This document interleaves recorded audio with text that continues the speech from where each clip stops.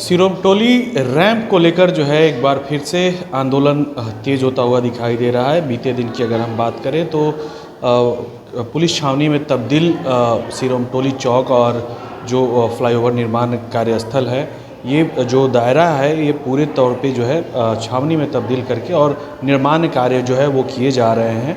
हमारे साथ गीता श्री उराव जी हैं, हम उनसे जानना चाहेंगे चूँकि सिरोमटोली फ्लाईओवर निर्माण कार्य में जो है जो सरना स्थल का जो मामला आ रहा है निकल कर, उसमें सबसे महत्वपूर्ण भूमिका ही निभाती हुई दिखाई दे रही। जिस तरीके से जो मामला निकल कर आया, फिर से जो है कार्य जो है प्रगति पर देखने को मिल रहा है और देखा जा रहा है कि जो सरकार है वो आपकी बातें नहीं सुन रही है। निरंतर आप लोग जो है इसको लेकर सवाल भी उठा रहे हैं, आंदोलन भी कर रहे हैं। असंवेदनशील हो गई है सरकार, जिनको हमने बड़े अरमान से बैठाया था कि हमारी चीज़ों को, हमें संरक्षण हमारे अपने 5वीं अनुसूची के राज्य में मिलेगा, वो तो दूर की बात है, बल्कि अब तानाशाही रवैया जो अपना लिया है उन्होंने।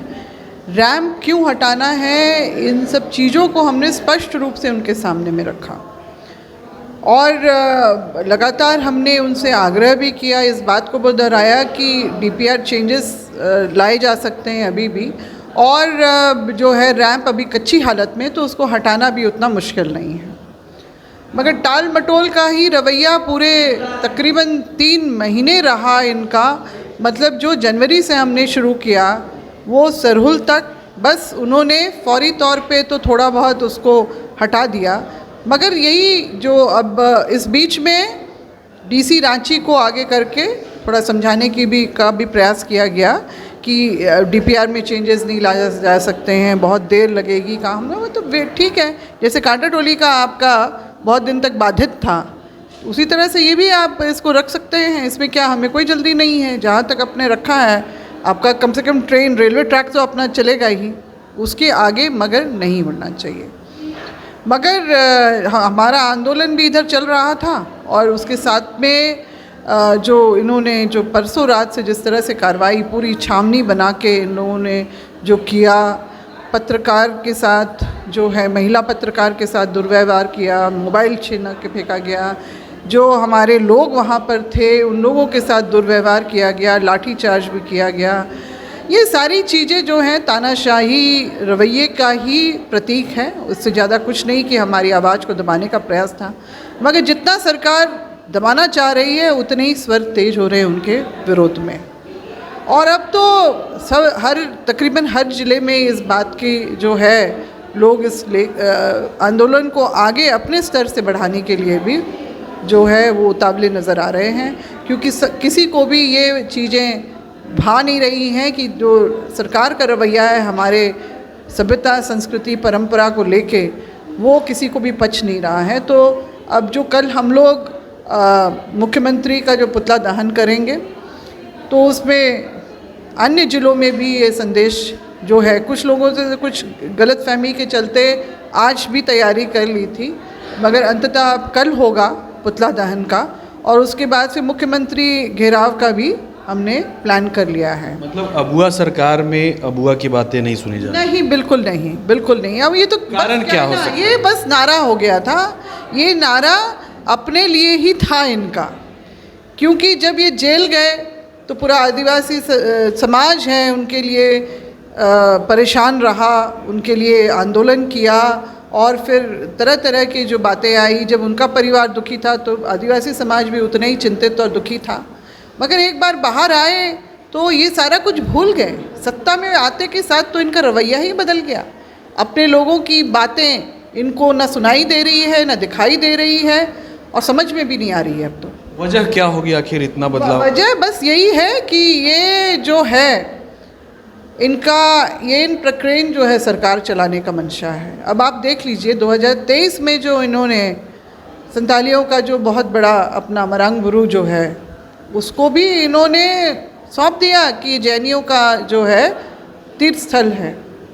अपनी विरासत, अपने इतिहास को भूल गए ये, और इन्होंने खुद वो चिट्ठी जारी की है। पारसनाथ पहाड़ की, पारसनाथ पहाड़, जिसमें मरांग बुरू जो देवता जिनकी पूजा सदियों से चली आ रही है, जिसमें कहीं ना कहीं अंग्रेज़ों ने भी अपने तरफ से इसमें कोर्ट में भी अपना बयान दिया है कि आदिवासियों के, देखिए अंग्रेज आदिवासियों से लड़ते लड़ते हार गए, तो वो फिर एक तरह से दिखावे के लिए ही सही मगर वो संरक्षण का भी उन्होंने बहुत कुछ काम किया। बहुत सारे सिस्टम्स वो हमारे लिए, जैसे 3 जो बड़े कानून ज़मीन सुरक्षा संबंधी वो बना के गए, और उसके बाद फिर उन्होंने ही अनुसूचित क्षेत्र को चिन्हित करके घोषित जो गवर्नमेंट ऑफ इंडिया एक्ट 1918 और 35 में इस बात को दोहराया कि स्वशासन रहेगा, देश में चलने वाला कोई भी कानून यहाँ नहीं चलेगा, जिसको अक्षरश जो है संविधान में भी उतारा गया 13(3) क में, जो है हमारी रूढ़िवादी परंपराओं को, हमारे सुरक्षा संबंधी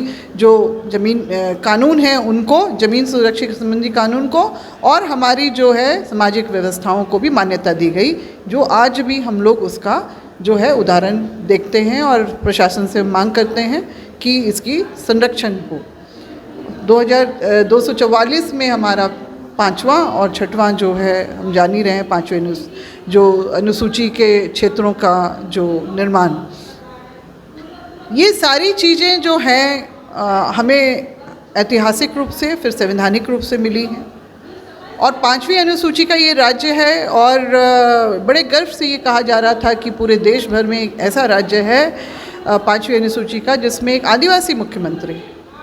तो जब हम अपने ही व्यक्ति को उस शीर्ष स्थान पे बैठा हुआ देखते हैं तो हमारी उम्मीदें और बढ़ती हैं कि हमें संरक्षण मिलेगा, मगर वो सिर्फ कुछ योजनाओं के द्वारा ही सारा काम चलाना चाह रहे हैं। जैसे मैया योजना, वो उनकी एक तरह से जीत में भी कहीं काफ़ी हद तक सहायक हुआ। उनका जेल जाना भी एक मुद्दा बना, जिसमें अकेले वो नहीं थे, पूरा समाज उनके साथ खड़ा था। मगर जब रैंप का ये मामला सामने आया तो जिस चीज़ की हमने उम्मीद की थी, क्योंकि जैसे ही इस बात की जानकारी मुझे हुई, मैंने उनसे तीसरे दिन ही उनसे संपर्क करके उनको सारी बातों को खुलासा कर दिया था कि ये है मामला, हम आपसे चाहते हैं। मैंने शुरू से ही कहा कि रैंप अभी कच्ची हालत में है, आप इसको हटा सकते हैं। बार बार हम ये कहते रहे, विरोध भी हुआ, हर तरह का तरीका हमने अपनाया है, मगर वो उल्टा उनका बिल्कुल ही जो है कोई संवाद नहीं करना, हमसे एक तानाशाह का जो एक रवैया होता है कि तुम चाहो जो करो, हम तो अपनी जगह से नहीं हिलने वाले। आखिर क्या कारण रहा होगा? चूँकि देखिए जिस तरीके से चुनाव की बात कह रहे हैं या फिर जेल जाने का जो यात्रा रहा उनका, तमाम चीज़ों में जो है आदिवासी समाज एक पैर पे उनके साथ खड़ा रहा, बावजूद इसके इस तरीके का व्यवहार जो है सामने आ रहा है, आदिवासियों की बात नहीं सुनी जा रही है। नहीं, देखिए कहीं ना कहीं वो बहुत बड़ी गलती तो कर ही रहे हैं, भूल कर रहे हैं, और उनके सलाहकार भी जो हैं उसी तरह का है, जो उनको मतलब कहीं ना कहीं उनके दिमाग में ये बातें डाली जा रही हैं कि आप शासक हैं और आप अपने हिसाब से जो चाहें कर सकते हैं। ये चीज़ें वो बहुत बड़ी गलती कर रहे हैं, क्योंकि लोकतंत्र में सरकार जनता के ही वोट के समर्थन से ही बनती है, हवा में नहीं बनती है। ये कोई आपका वंशानुगत जो जैसे कोई राजा राजपाट नहीं है उस तरह से। अगर जनता ने आपको बिठाया है अपनी उम्मीदों के साथ में, तो अगर आप उनकी उम्मीदों पे खरा नहीं उतरते हैं तो वो आपको फिर समय आने पर उतारने में भी देर नहीं लगाएगी। ये बात को उनको समझना होगा। जो भी उनके सलाहकार हैं, मैं तो कहूँगी, आगाह करना चाहूँगी उनको कि बाज आए, नहीं तो अभी भी वक्त है। अगर वो अपना रवैया बदल ले तो ये सारा आक्रोश शांत हो सकता है, मगर ये वक्त की बात है। अभी जिस तरह से काम रैंप का जो दोबारा से शुरू किया गया है, वो लगता है वो पूरा करके ही मानेंगे। और कल तो जो बातें आई कि नहीं रैंप का हम लोग जो है लंबाई कम कर देंगे, मैंने तो कहा भी आप टेक्निकल बातों पे ध्यान क्यों नहीं दे रहे हैं। रैंप की अगर स्लोप आपने उसको घटा दिया तो ना गाड़ियाँ ढंग से चल पाएंगी ना उतर पाएंगे। ये बातों को वो क्यों नहीं समझना चाह रहे हैं। ये एक जिद है, और वो जिस तरह का हुरमटीपन जो दिखाना चाह रहे हैं ये लोग सारा कुछ, कि नहीं हम इनकी पूरी बात तो नहीं मानेंगे। कल जो मेरी बात हुई निकलते समय एडीएम लॉ एंड ऑर्डर, वो कहाँ तक मैं तो उनकी बात पे भी नहीं चलूँगी, क्योंकि टेक्निकल टीम की ही बात ज़्यादा वो मतलब उसको ही हम लोग मानेंगे। मगर यहाँ पर जिस तरह की बातें हो रही हैं, मुझे नहीं लगता है कि ये मतलब आक्रोश बहुत बढ़ गया है। सरकार को समझना हो, बिना शर्मिंदगी उठाए हुए अगर वो जनता की बातों को मान लेते हैं तो कहीं बेहतर होगा। नहीं तो समय ये ना सोचें कि अभी 4 साल हमारे पास में है, कई बार सरकारें उससे पहले भी गिर जाती हैं। राजेश कच्छप जी कल आए थे, यह दिलासा भी दिए कि काम जो है बंद हो जाएगा, लेकिन काम बंद नहीं हो पाया। नहीं नहीं, उन्होंने तो अपनी जिम्मेदारी लेते हुए कहा सबके सामने कि मैं अपनी जिम्मेदारी पे बोलता हूँ कि आप लोग इस काम को बंद करवाइए। मुख्यमंत्री आ जाते हैं वापस, उसके बाद ये फिर विचार विमर्श बातें हो के इसको आगे बढ़ाया जाएगा।